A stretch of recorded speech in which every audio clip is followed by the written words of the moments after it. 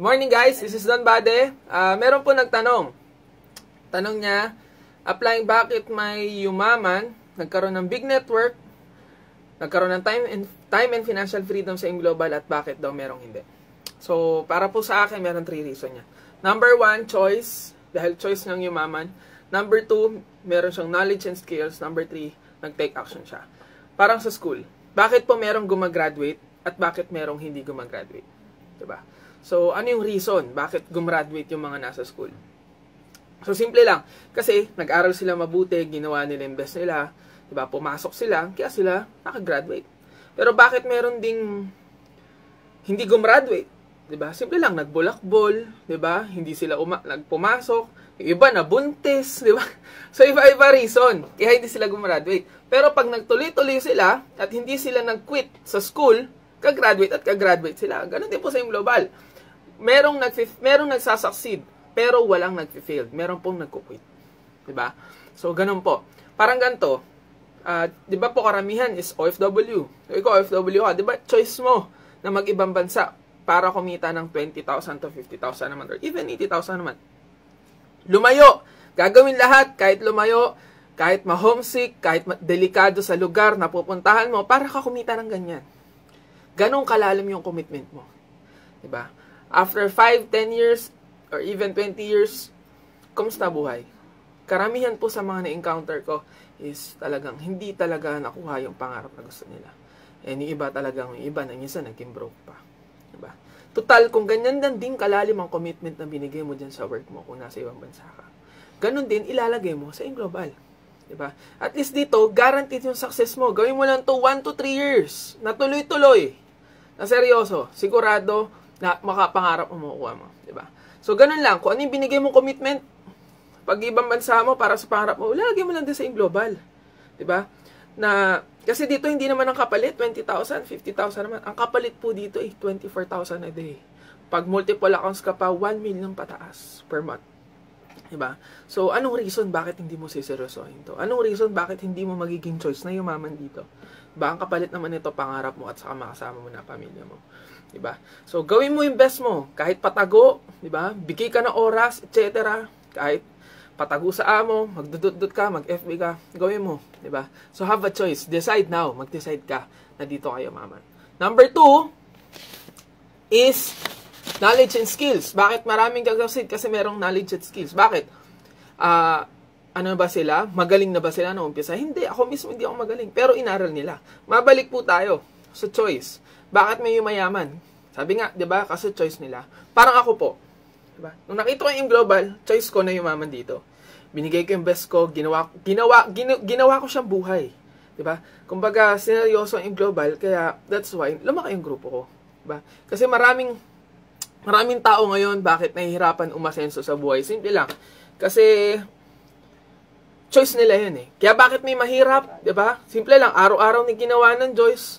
Reklamo ng reklamo. Diba? Pero wala namang ginagawang pagbabago. Diba? Choice nila yun. Diba? Kung ikaw dyan, nasa global ka na, choice mo rin na mag-succeed ka. Diba? Marami sa atin nung hindi pa member. Diba? Naghahanap tayo ng opportunity.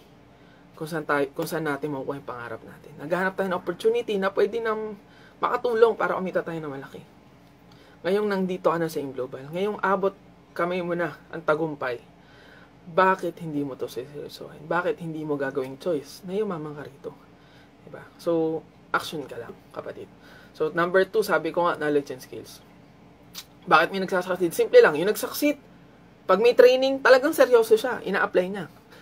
Kinakopy niya, nagkakaroon siya ng copy, sinesave niya ito sa file niya. Bakit yung hindi nagsasucceed? Simple lang, umaattend ka ng training, binabrowse lang. Diba? Hindi naman binabasa talaga. Diba? Hindi ina-apply. That's why, hindi siya kumikita, hindi siya nagkakaroon ng grupo, kasi hindi niya alam gagawin niya eh. Bakit yung nag-succeed? Simple lang, alam niya, kasi inaral niya, in-apply niya. Diba? Yung iba nga, kung gusto mo talagang seryosohin to, kapatid, have a self-learning. Or aralin mo to, kahit pwede mo to aralin mag-isa, wag ka lang umasa sa grupo, sa apply mo, or even sa company. Aralin mo talaga to mag-isa. Maraming training sa YouTube, sa internet. Diba? Nandun lahat ng magagandang training, diba? So, have a self-learning. Then, search. Search mo yung mga training na yun. find ways para talagang mas dumami yung knowledge mo. Kagaya niya, may nagtanong. So, isa yan sa mga good character kasi yung nagtanong ng question nito, payaman ka talaga. Kasi hindi ka nahiya magtanong. Yung iba kaya nahihirapan kasi ang daming tanong sa isipan nila pero ayaw naman nila magtanong dahil nahihiya sila. Dapat, kung gusto mo talaga mag-succeed, taasaming yung learning mo, yung knowledge mo, yung skills mo para sumunod yung income mo. Kasi never pong nangyari na ganito kataas yung income tapos ito yung knowledge. Hindi po nangyari yan. Na mas mataas yung income mo kaysa sa knowledge mo. Kailangan, kung gusto mo kumita ng malaki, taasan mo ang knowledge mo para sumunod si income. Diba? Pag mataas ang knowledge mo, susunod si income. Okay? So, ganun lang po. Kailangan po, aralin mong mabuti ito. Seryosohin mo lahat ng training na binibigay sa inang upline mo. Diba? At huwag ka lang di umasa sa upline. Kailangan seryosohin mo to kahit mag-isa. Yan, independent. Okay? Then, number 3, action. Kaya may mga nagsasucceed kasi masipag sila. Simple lang, masipag lang po talaga kaya nagsasucceed. Yung hindi nagsasucceed kasi tamlay, tamad. 'Di ba? Yun po talaga, tapa-tampo, diretsahan kasi tamad. 'Di ba? Naiisipan lang nilang gawin yung global pag maisipan nila. 'Di ba? Kaya may nagsasucceed kasi ang pinapost in global. Bakit merong hindi nagsasucceed? Kasi ang pinapost nonsense. 'Di ba? Imbis na yung Facebook mo pagkakita mo, pinapost mo lang kung ano-ano.